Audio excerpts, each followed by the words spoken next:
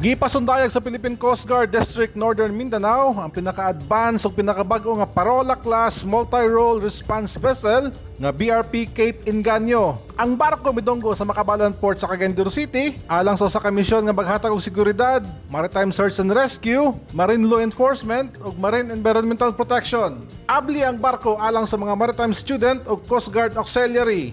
We have 5 primary functions namin: maritime safety, maritime search and rescue, maritime law enforcement, maritime security, and marine environmental protection.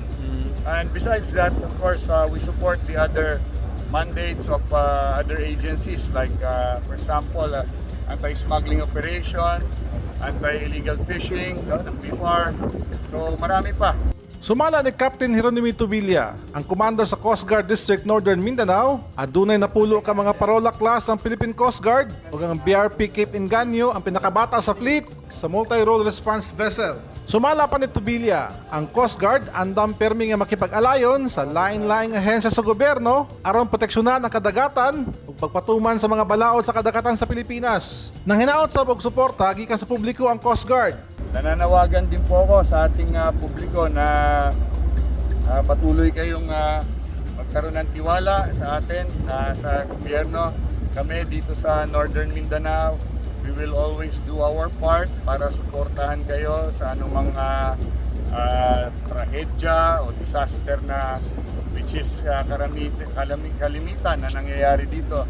So yung Coast Guard nyo po ay gagawin namin yung aming mandato para talagang masuportahan yung development at maging mas lalong produktibo ang ating lipunan.